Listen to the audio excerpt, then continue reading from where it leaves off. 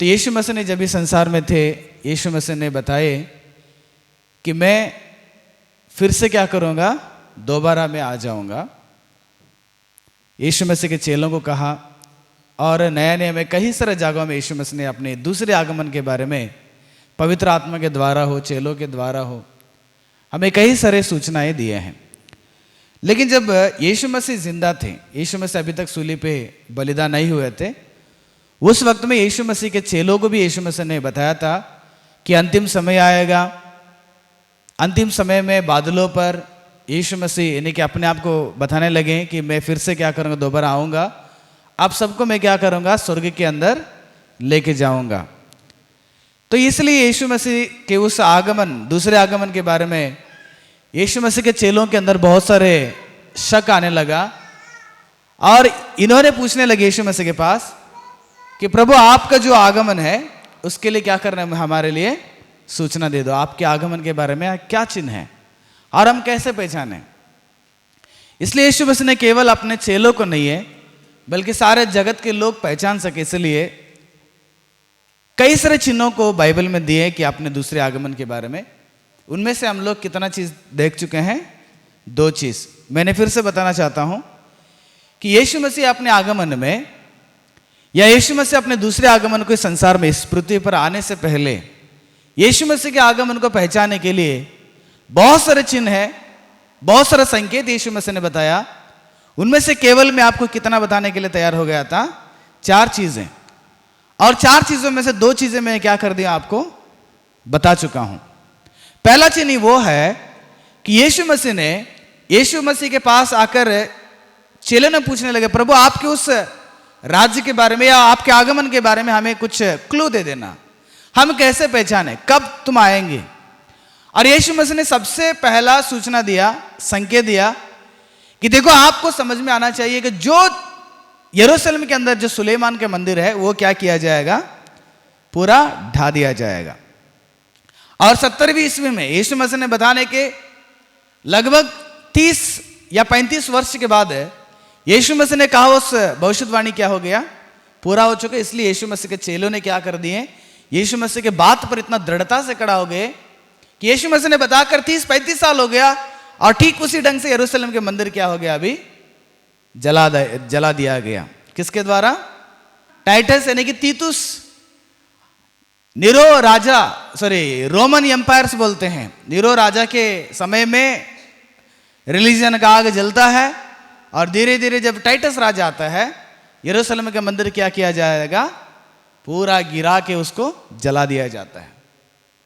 ध्यान में रखिएगा, उतना आसानी से मत भूलिएगा, आप समझ लीजिएगा। ये जो इतिहास है आपको लिख के फिर उसको जाके क्या करना, आप लोग फिर स्टडी कर लीजिएगा। ताकि मैं इसलिए बता रहा हूं कि जब यीशु मसीह जब थे इस संसार में, यीशु मसीह के चेलों ने पूछे कि प्रभु उस आगमन या उस चिन्ह बता दो, और यीशु मसीह ने बताने के बाद ये जो घटना यीशु मसीह के चेलों के नजर में हो रहा था, उनकी आंखों की नजर में हो रहा था ये सारा चीज, और ये सारा चीज देखते देखते यीशु मसीह के चेलों के अंदर क्या हो गया, एक बहुत बड़ी एक विश्वास जगने लगा कि इसलिए वो लोग यीशु मसीह के लिए मरने के लिए तैयार हो गए और ये तय कर लिए कि मरूंगा तो मैं मसीह के लिए, जीऊंगा तो क्या है, मसीह के लिए जीऊंगा मैं। कारण क्या है, यीशु मसीह के बाद उनकी आंखों के नजर में पूरा होने लगा। वो लोग देख रहे हैं, अब वो लोग जो देख चुके हैं, देखने के बाद अपने आप को यीशु मसीह के लिए कुर्बान कर चुके हैं, वह चीज आज हम लोग इतिहास में क्या करते हैं, पढ़ते हैं। तो पढ़ते हैं तो यीशु मसीह के चेलों के अंदर जो विश्वास था उससे भी कई गुना हमारे जीवन में विश्वास आना चाहिए। यीशु मसीह ने कितना भविष्यवाणी किया, वो सारी चीज यीशु मसीह के चेलों ने नहीं देखा, कुछ ही विषय को देख लिए उन्होंने, थोड़ा सा विषय को देख लिया, इतना बड़ा विश्वास उनके अंदर आ गया। लेकिन यीशु मसीह ने 2000 वर्ष पूर्व में जब आए थे संसार में, यीशु मसीह ने बताए हुए कई सारे भविष्यवाणियां हमारे आंखों के नजर में आज दिखाई देता है। इसलिए उतना आसानी से मत भूलिएगा। पहला, यीशु मसीह ने कहा यरूशलेम का मंदिर गिराया जाएगा, यही आपके लिए चिन्ह है। और दूसरा, यीशु मसीह ने कहा मैं आने से पहले या मेरे आने का उस वक्त से पहले कलीसिया में कुछ चिन्ह को यीशु मसीह ने दिखाया, चर्च में कुछ चिन्ह को दिखाया। चर्च में कौन सा चिन्ह था वो, हाँ, बहुत सारे लोग आएंगे कि कहेंगे मैं कौन हूं? मसीह हूं, यानी कि यीशु मसीह की जगह में बैठेंगे। मैंने बताया कि यीशु मसीह की जगह में कौन कौन बैठ सकता है। यीशु मसीह की जगह में बैठेंगे झूठे मसीह लोग आएंगे और झूठे भविष्यद्वक्ता भी आएंगे। और ये सब के सब क्या करेंगे? जो चुने हुए लोग हैं, जो स्वर्ग के अंदर प्रवेश करने वाले लोग हैं, जो यीशु मसीह के उस राज्य में जाने वाले हैं, उन सबको क्या करेंगे? ये लोग भरमा देंगे। आपको स्वर्ग में जाना नहीं देंगे सब लोग।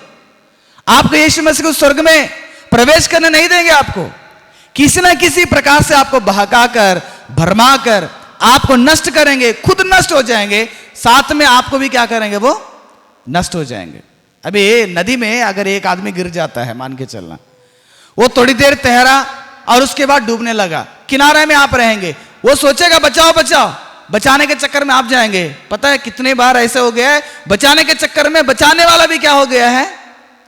डूब गया। क्योंकि जो डूबने वाला है उसको भी पकड़ के क्या कर दिया? डुबा दिया। इसलिए परमेश्वर के वचन को ध्यान में आप रखिएगा कि आपको विश्वास को कोई चोरी ना करें, आपके विश्वास को कोई कमजोर ना करें।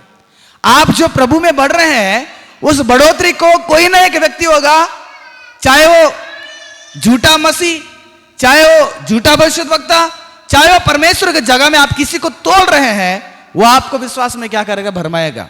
चाहे पैसा, चाहे मनुष्य, चाहे एंटरटेनमेंट, चाहे कोई भी चीज संसार हो, आपको परमेश्वर से क्या करेगा? वो दूर लेके जाएगा।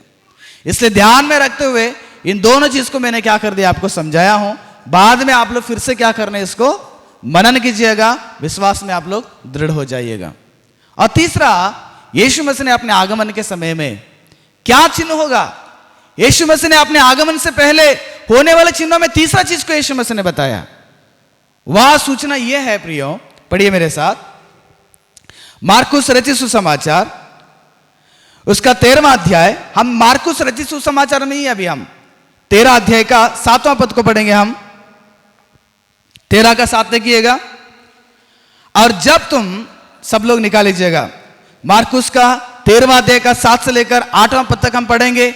यीशु मसीह ने अपने आगमन से पहले होने वाले चिन्हों में तीसरा चिन्ह यीशु मसीह ने अपने चेलों को समझाया। 7वां पद, और जब तुम लड़ाइयां और लड़ाइयों के चर्चा सुनो तो ना घबराना, क्योंकि इनका होना अवश्य है, परंतु इस समय अंत नहीं होगी। यीशु मसीह आएगा तो पूरा अंत होने वाला है। यीशु मसीह ने बताया कि जब आपको थोड़ा सा क्या करना पड़ेगा? चौकस रहो। आप घबराने की जरूरत नहीं, कि आप जब तुम सुनते हैं क्या होने वाला है?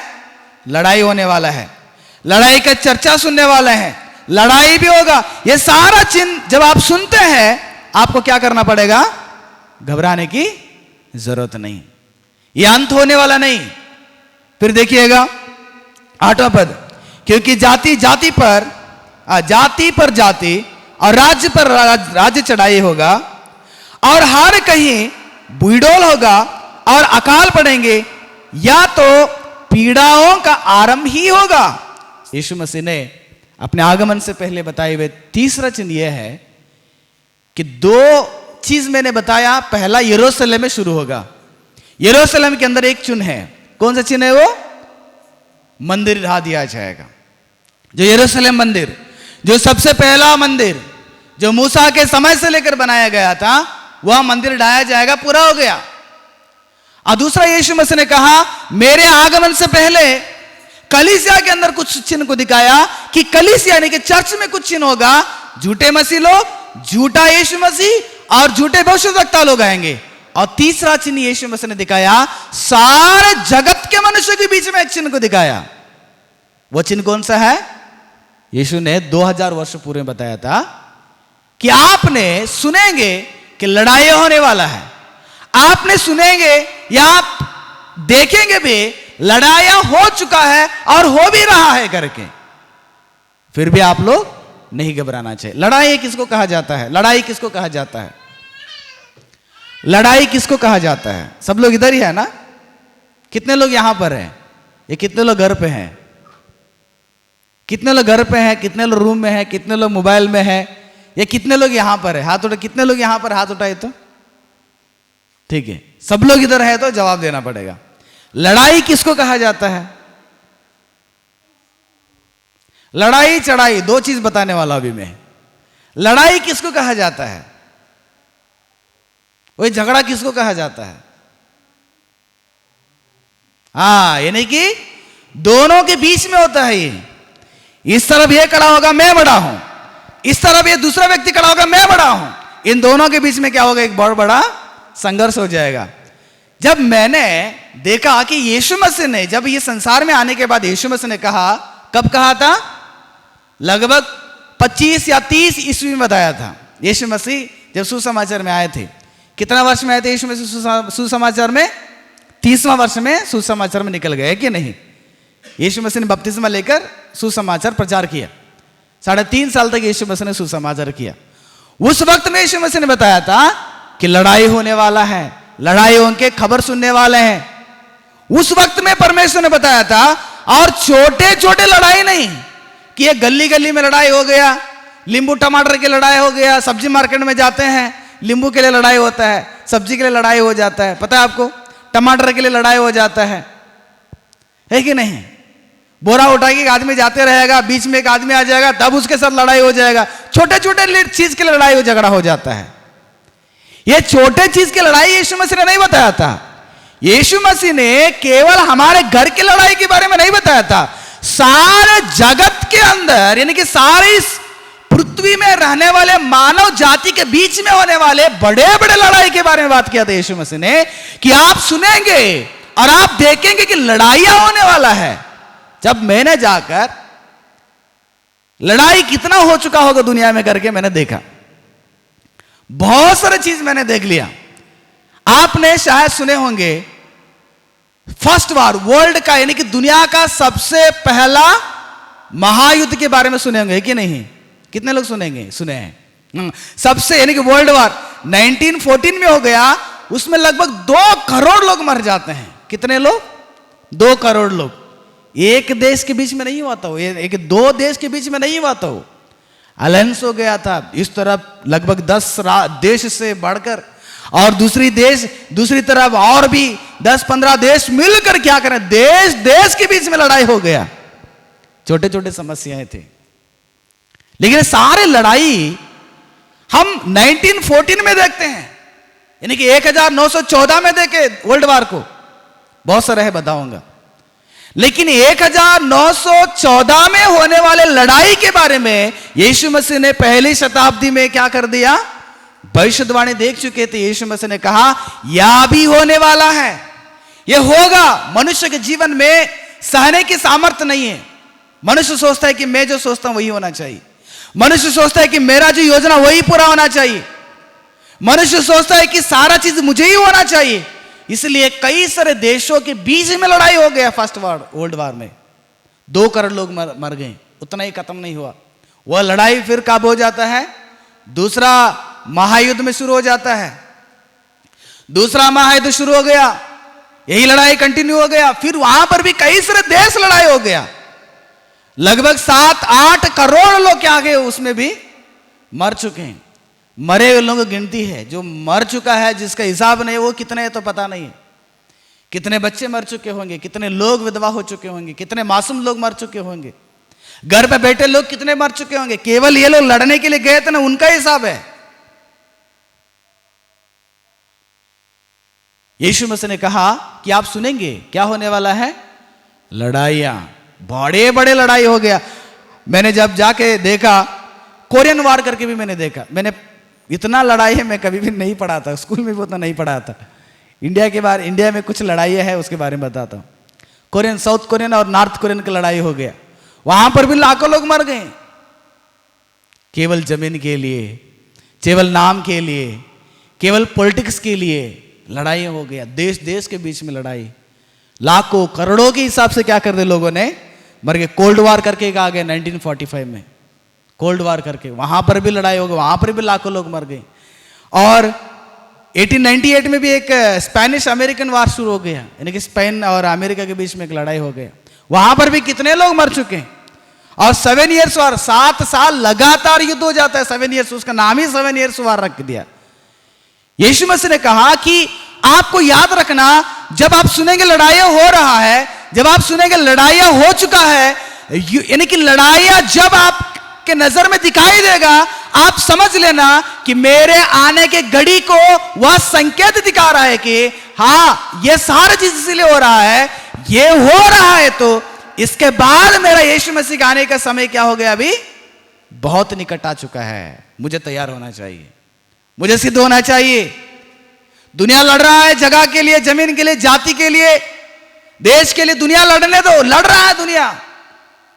कुछ लोग बेईमानी से लड़ना चाहते हैं, कुछ लोग बेईमानी से। लाइक हमारे भारत देश के साथ कहीं सारे लड़ाई हो गया, चीना के साथ लड़ाई हो गया है ना, चीना ने हमारे ऊपर युद्ध करने के लिए तैयार हो गए। पाकिस्तान, कारगिल युद्ध आपने सब लोग पता होंगे, उस समय में हम लोग 5वां क्लास पढ़ रहे थे 1999 में। ये बेईमानी से हमारे देश के ऊपर लड़ाई, बेईमानी से दूसरे देश के साथ लड़ाई, केवल सीमा के लिए लड़ाई हो जाता है। हमारे देश के जम्मू कश्मीर के लिए भी लड़ाई हो गया था, है ना। कारगिल वार किसके लिए हो गया था? हमारे देश के ऊपर रहने वाले जम्मू कश्मीर के लिए।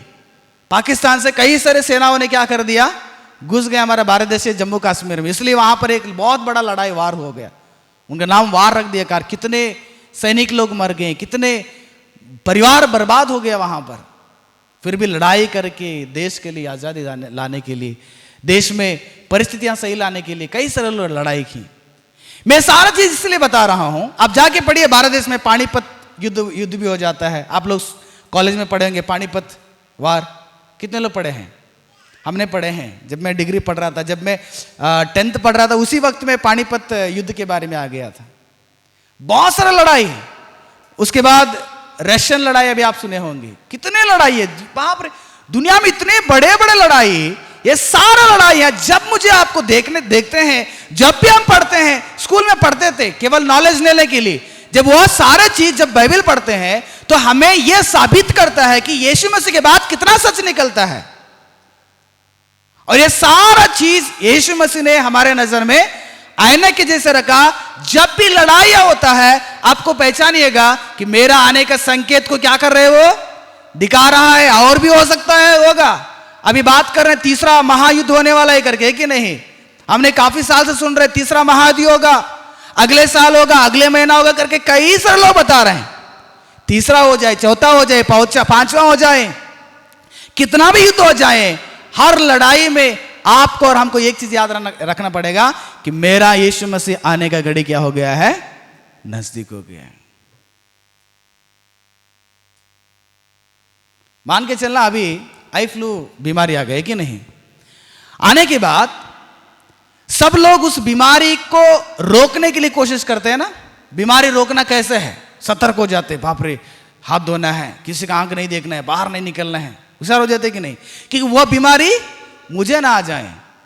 ठीक उसी ढंग से ही जब दुनिया में लड़ाइयां हो जाता है, अभी हाल ही फिलहाल आप देखें ना, यूक्रेन और रशिया के बीच में लड़ाई हो गया। ये सारा चीज क्या दिखाता है हमें? ये सारा चीज हमें वो दिखाता है कि यीशु मसीह के आने के समय को दिखा रहा है। यीशु मसीह के आने के समय तैयार रहिएगा। घड़ी आ गई है, घंटी बज रहा है हमारा, लेकिन हम आज तक क्या कर रहे हैं? नूह के समय का दिन में ही काट रहे हैं।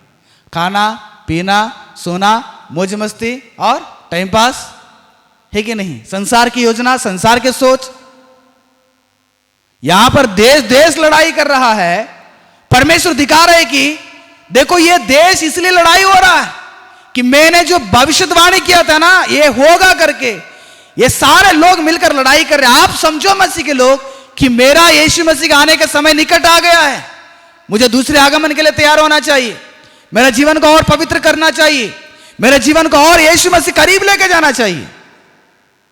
कई सारी लड़ाई हो गया है। 19वां और 20वां शताब्दी में जाके पड़ेगा, हजार इतना लड़ाइयां, बहुत बड़े बड़े युद्ध हो गए, लाखों करोड़ों के हिसाब से लोग मर गए हैं प्रियो। इसलिए यीशु मसीह ने अपने चेलों को कहा, आपने सुनेंगे कि लड़ाइयां होगा, आपने देखेंगे लड़ाई हो रहा है। ये सारा लड़ाई मेरे आगमन को क्या करेगा, आपको दिखाएगा। और नीचे यीशु मसीह ने क्या कहा 8वें पद में, क्योंकि नेक्स्ट क्या लिखा गया 8वें पद में 13 अध्याय का, क्योंकि जाति पर जाति और राज्य पर राज्य चढ़ाई करेगा। आप आएगा देखिएगा, लड़ाई अलग है, चढ़ाई अलग है। लड़ाइयां दोनों आपस में तैयार हो जाएंगे, चलो आप मेरे साथ लड़ाई करो, मैं तुमसे लड़ाई करूंगा, कौन जीतेंगे देखेंगे। इसलिए तो first world war, second world war जितने भी होगा ना वैसे हो गया। लेकिन यहां पर यीशु मसीह ने कहा कि अभी इसके बाद, लड़ाई के बाद दूसरी एक सूचना बताया, जाति पर जाति, राज्य पर राज्य क्या करेगा, चढ़ाई करेंगे। चढ़ाई मतलब क्या है? एक आदमी चुपचाप रहेगा, मासूम आदमी रहेगा, और दूसरे व्यक्ति उस आदमी के ऊपर क्या करेंगे, चढ़ाई करेंगे, है कि नहीं? स्कूल में इनोसेंट स्टूडेंट रहते हैं, अच्छा पढ़ने वाला, स्कूल में ध्यान से टीचर का अध्ययन सुनते रहेंगे, लेकिन बगल वाला एक क्या करेगा, बदमाशी रहेगा। वो क्या करेगा, छुट्टी काटेगा उसको, है कि नहीं? वो चुपचाप रहेगा, पेंसिल से भोंकेगा, पेन से भोंकेगा, है कि नहीं? देखे है ना? नहीं तो जाके वो ध्यान से सुनते रहेगा बेचारा, उसको क्या करेगा, छुट्टी काट देगा। नहीं, तुम क्यों मुझे छुट्टी काट रहे हो, क्यों पेंसिल से भोंक रहे हो? मैंने कहां भोंका हूं, ये भोंका है, अरे छुट्टी काटेगा, अरे पेंसिल से भोंक के क्या करेगा, बोलेगा हम क्या किया है। इसको बोलते हैं चढ़ाई। यीशु मसीह ने कहा यानी कि जाति पर जाति चढ़ाई करेगा। आज देखिएगा दुनिया में यही हो रहा है ना? हिटलर आया था, हिटलर ने यहूदियों को, कोई गलत नहीं था, यहूदियों के ऊपर चढ़ गया। बेचारा यहूदी लोग क्या कर दिए, वहां पर लाखों के हिसाब से यहूदी लोग मरना पड़ा, क्योंकि हिटलर एक ऐसे आदमी था, लोगों को भड़का दिया उसने, भड़काऊ भाषा से ऐसे भड़काया, और हिटलर के भाषा में इतने लोग भावुक हो गए और यहूदी लोगों के खिलाफ क्या करने लगे, लड़ने लगे, और कई सारे यहूदियों को क्या कर दिया, मार डाले। बच्चे मर गए, मासूम मर गए, इनोसेंट इतने लोग मर गए। कारण ये बहुत बदमाशी था। कौन? हिटलर। आज भी हिटलर इस संसार में पैदा हो चुके हैं। कई संस्था में कुछ हिटलर हैं, कोई दोस्ती यार में कुछ हिटलर हैं, कोई स्कूल में कुछ हिटलर हैं, कोई कॉलेज में कोई हिटलर हैं। आपको चैन से जीने नहीं देंगे वो। उनका काम ये है कि क्या करना है, आपको भोंकना है, आपको चींटी काटना है, आपको दर्द देना है। ये ऐसे प्रकार के जाति के लोग हैं दुनिया में। जो दो जात के लोग होते हैं, एक परमेश्वर के जात होते हैं, जो परमेश्वर के पथ पे जिंदगी बिताकर, जो परमेश्वर के राज्य पे जीवन, रास्ता पे जीवन बिताकर, जो परमेश्वर के नाम को महिमा करने वाले, एक पहला जाति के लोग हैं, है ना? आम का गुठली, आम का एक जाति है ना? आम का गुठली से इमली पेड़ निकल सकता है क्या? नहीं निकल सकता है। इसलिए आम के गुठली से आम का पेड़ ही निकल जाता है। यह आम का जाति है। इमली के बीज से इमली का ही पेड़ निकल जाता है, क्योंकि इमली का एक बीज है, एक वंश, एक जाति है। अलग बीज, अलग पौधा नहीं निकलता है। यह इतिहास में नहीं, अलग कभी भी नहीं निकलता है। कोशिश भी करके देखो, नहीं निकलता है। पेड़ बढ़ने के बाद आप लोग काट कूट के उसको ऊपर नीचे कुछ करके बना सकते हैं, लेकिन बीज के अंदर जो बीज आएगा उसी बीज का पेड़ निकल जाएगा। इसलिए एक परमेश्वर के जाति के लोग हैं और दूसरा किसके जाति के हैं? ये शैतान के जाति के लोग हैं। संसार में शैतान के जाति के लोग यही समझेंगे कि मासूम लोग के ऊपर क्या करना, चढ़ो। प्रिय परमेश्वर के लोगों, यीशु मसीह ने कोई कहानी नहीं बताया था, यीशु मसीह ने कोई झूठ मूठ के बात नहीं बताया था। यीशु मसीह ने आज इस संसार में हम लोग भी उसको देख रहे हैं। यही नीरो, यही टाइटस, यही चीज तो किया। ये लोग इनका जाति अलग था और मसीह लोगों के ऊपर चढ़ गए और सारे मसीह को बर्बाद करने के लिए कोशिश की, लेकिन इंसान को तो मार दिए, लेकिन इंसान के अंदर रहने वाला परमेश्वरत्व कभी भी नहीं मार सका।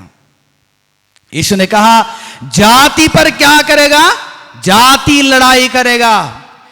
परमेश्वर के जाति पर शैतान के जाति के लोग क्या करेंगे? मैं तो नहीं मानता हूं। मैं संसार में ईसाई जाति है, हिंदू जाति है, मुस्लिम जाति है, सिख जाति है, मैं नहीं मानता हूं। मनुष्य के अंदर दो ही जाति है। कितना जाति? दो जात। एक परमेश्वर का जात और दूसरा कौन सा जात है? शैतान का जात। एक परमेश्वर का औलाद और दूसरा शैतान की औलाद। शैतान मासूम हमेशा चुपचाप रहेगा, इसलिए उसके ऊपर क्या करें, कुछ भी करो वो सारा चीज सह लेगा। याद रखिएगा कि मासूम लोगों के साथ, जो पवित्र जाति के लोग हैं, उनके साथ कौन खड़ा हुआ है? पवित्र परमेश्वर खड़ा हुआ है। और यीशु ने कहा, देखिएगा, जाति पर जाति और राज्य पर राज्य चढ़ाई करेगा। हमारा राज्य कौन सा है? स्वर्ग का राज्य है, यीशु मसीह का राज्य है। दुनिया में भी दो राज्य है, एक शैतान का राज और एक परमेश्वर का राज्य। ये शैतान के राज्य वाले परमेश्वर के राज्य के लोग पर चढ़ाई करेंगे। अभी नहीं, पहले शताब्दी से चढ़ाई किए लोग। नीरो आया, चढ़ाई किया, टाइटस आया, चढ़ाई किया, हिटलर आया, चढ़ाई किया, बड़े बड़े राजा लोग ने आकर चढ़ाई किया। आज भी पवित्र लोग के ऊपर जो अपवित्र लोग हैं, जो शैतान के राज्य के लोग हैं, जो इस संसार के राज्य के लोग हैं, पवित्र लोग के ऊपर चढ़ाई करते हैं। याद रखिएगा प्रियो, मेरा प्रभु यीशु मसीह, आपका प्रभु यीशु मसीह आने का घड़ी क्या हो गया है? निकट आ चुका है। ये सारी चीज इसलिए हो रहा है, यीशु मसीह ने आज के दिन को 2000 वर्ष पूर्व में क्या कर दिया? भविष्यवाणी करके दिखाया यीशु मसीह ने कि राज्य पर राज्य क्या करने वाला है? चढ़ाई करने वाला है। मुस्लिम अब देखिए मणिपुर में क्या घटना हो रहा है ना? कुछ भी पता नहीं चल रहा है कि नहीं, लेकिन फिर भी पता चल रहा है वहां पर कौन सा राज्य किस राज्य पर चढ़ाई किया बोल के। इसलिए हमें और आपको इतना याद रखिएगा, कहीं पर भी कुछ हो रहा है उसका कुछ परमेश्वर के साथ क्या है? लिंक है। परमेश्वर के साथ क्या है?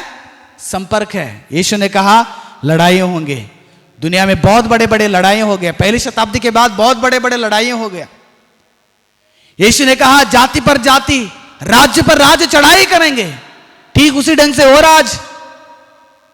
एक जाति दूसरे जाति से प्रेम नहीं, एक राज्य दूसरे राज्य से प्रेम नहीं, आपस में लड़ाई, मार पीट, हत्या, खून, यही सारा चीज दुनिया में हो रहा है। इसलिए हमें आपको समझना पड़ेगा, इस संसार में मेरा यीशु मसीह आने का क्या हो गया है? निकट आ गए। देखो यीशु ने कहा लड़ाई होंगे, दूसरा यीशु मसीह ने कहा जाति जाति पर राज्य राज्य पर चढ़ाई करेंगे। और क्या करेंगे यीशु मसीह? और हर कहीं बीड़ोल होंगे और अकाल पड़ेंगे। यह तो पीड़ाओं का क्या है? ये आरंभ है। देखो यीशु मसीह ने सारे जगत के मनुष्य के बीच में सूचना दिखा रहे हैं।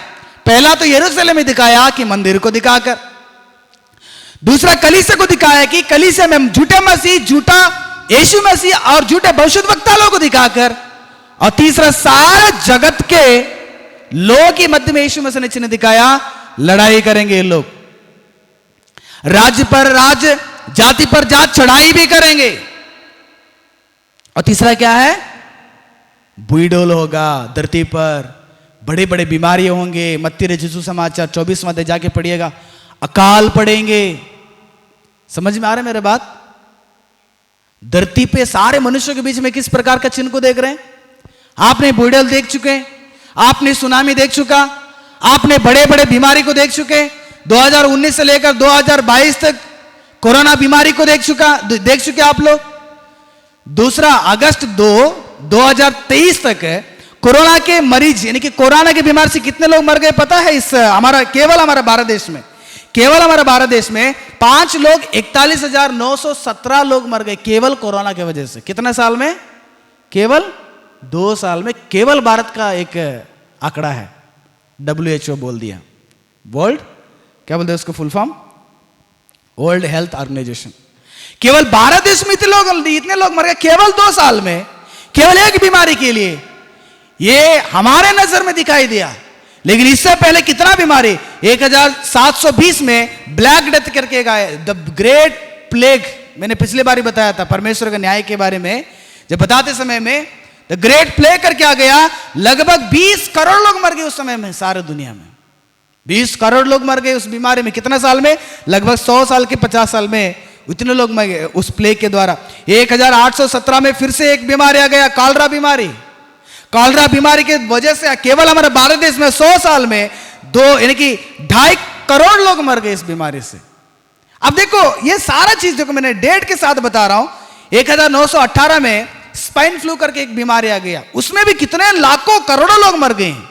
और उसके बाद 1976 में इबोला बीमारी आ गई, उसमें भी हजारों के लोग मर गए। और उसके बाद हम जब देखते हैं कि 2020 में 19, 20, 21, 22 में कोरोना बीमारी, उनमें से कितने लोग मर गए। देखो केवल हम भारत देश का आंकड़ा बता रहा हूं, 5,31,000। और अलग अलग देश में कितने लोग हैं, चाइना में कितने लोग, अमेरिका में कितने लोग हैं ना, पाकिस्तान में कितने लोग हैं, हर कंट्री में इतने लोग मर गए।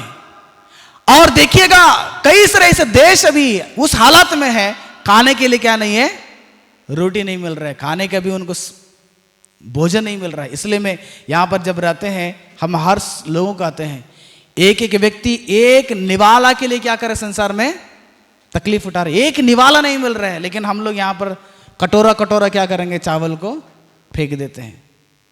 चावल को कोई वैल्यू नहीं, महत्व नहीं मनुष्य को। एक एक प्लेट थाली अच्छे अच्छे राइस फेंक देते हैं, दर्द रखता है अंदर। उस रोटी को देने वाले हाथ कितना मेहनत करके उस रोटी दिया होगा। 1 किलो चावल अगर कोई दिया है, उस 1 किलो चावल के लिए कितना किसान का मेहनत रहेगा, कितना डोनर का मेहनत रहेगा, कितना पकाने वाले लोगों का मेहनत। इतना मेहनत के बाद 1 किलो चावल मेरे और आपके हाथ में मिलता है, हमने उसको क्या कर दिया, फेंक दिए। हमने उसको क्या कर दिया, रास्ते में डाल दिए।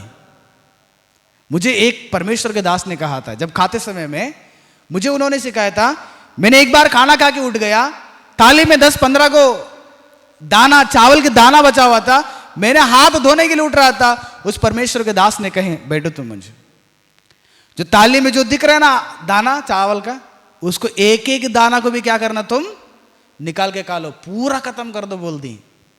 2-3 बार मुझे समझाए, उसके बाद मैं समझ लिया कि खाना का महत्व एक अच्छा परमेश्वर का दास ही क्या कर सकता है, समझ सकता है, क्योंकि एक दाना के पीछे कितना मेहनत होता है। इसलिए प्रियो, देश में कई सारे देश में अकाल पड़ा हुआ है, राज्य में अकाल पड़ा, खाने के लिए वक्त नहीं, पहनने के लिए कपड़ा नहीं, पीने के लिए पानी नहीं। ये सारा चीज देखकर आपको पहचानना पड़ेगा कि मेरा यीशु मसीह क्या करने वाले हैं, आने वाले हैं। देखो यीशु मसीह ने कहे कि लड़ाई सुनेंगे छिलो, आप लोग सुनेंगे, आप नहीं सुनेंगे तो तुम्हारे आने वाले पीढ़ी सुनेगा या वो देखेंगे। 2000 वर्ष हो गया, हमें कितना याद है बताइएगा। हम कभी इसके बारे में कोशिश किया, बता, सच में बताता हूं मैं, 15 दिन से ये सारा चीज को मैं जब स्टडी कर रहा था यीशु मसीह के सूचनाओं के बारे में, केवल 4 चिन्ह में ही मेरा दिमाग कितना खड़ा हो गया कि बाप रे, यीशु मसीह ने बताई हुई चीजें केवल एक जगह में नहीं, एक कोना में नहीं, सारे दुनिया में वो भरपूर हो रहा है। और इतिहास इसके लिए खड़ा हो गया। इतिहास मुझे समझाता है कि देखो यीशु मसीह के बाद कितना सच निकल गया करके। जब आप राजाओं की किताब पढ़ते हैं, जब इतिहास की किताब पढ़ते हैं, तो वहां पर और भी आपको ज्यादा इतिहास बताता है। इसलिए प्रिय परमेश्वर के लोगों, यीशु मसीह ने बताए हुए चिन्हों में, जो अपने आगमन से पहले होने वाले चिन्हों में, पहला चिन्ह यरूशलेम के अंदर कि यरूशलेम के मंदिर ढा दिया जाएगा। दूसरा क्या है, कलीसिया के अंदर यीशु मसीह ने चिन्ह दिखाया। और तीसरा कहां पर दिखा रहा परमेश्वर ने, धरती पर सारे जगत के मनुष्यों के बीच में रहने वाले चिन्ह को यीशु मसीह ने क्या कर दिया, दिखाया। चौथा चीज और सुनने के लिए बहुत ही इंटरेस्टेड है, उसको हम क्या करेंगे, अगली बार समझने के लिए कोशिश करेंगे। इसलिए इस 13वां अध्याय को और आप जाके पढ़िएगा, मार्कुस रचित सुसमाचार, कि परमेश्वर आपसे बात करें और आपके विश्वास दृढ़ता से हो जाएं कि यीशु मसीह आपने बताया हर एक बात मेरे नजर में पूरा हो रहा है, मेरे जीवन में पूरा होने का देख रहा हूं। इसलिए यीशु मसीह मैं आपके लिए तैयार हो जाऊंगा करके हम सब लोग क्या करेंगे, तैयार हो जाएंगे। हम यीशु मसीह को उस आगमन के लिए क्या करें, तैयार हो जाए। नजरअंदाज मत कीजिएगा यीशु मसीह के आगमन को। आप यीशु मसीह के वचन को नजरअंदाज मत कीजिएगा। नजरअंदाज करके तुम्हारा भविष्य को बर्बाद ना करें। यीशु मसीह के देखो एक एक पॉइंट यीशु मसीह की बातें पूरा हो गया। मैं इसलिए उसको खोल खोल के बताया मैंने। देखो 8वां पद में यीशु मसीह, 7वां पद में यीशु मसीह ने बताया कि लड़ाई होंगे। 7वां पद में, 8वां पद में यीशु मसीह ने कहा जाति पर जाति, राज्य पर राज्य लड़ाई करेगा। और उसी पद में आपको बुढ़ल के बारे में, अकाल के बारे में परमेश्वर ने बताया है कि नहीं। ये सारा चीज यीशु मसीह ने बताया ताकि आने वाला पीढ़ी या हम हर वक्त में इन वचनों को पढ़कर क्या करें, विश्वास में जग जाएं, विश्वास में दृढ़ हो जाएं, कमजोर ना हो, संसार की ओर हम भटके ना, परमेश्वर की ओर क्या करें, हम लोग कदम को लेकर चलते रहें। प्रभु यीशु मसीह इस वचन के द्वारा आपको आशीष करें। अगले हफ्ते में या अगले समय में हम लोग चौथी चिन्ह के बारे में ध्यान करें। परमेश्वर इस वचन के द्वारा आशीष करें। आंखें बंद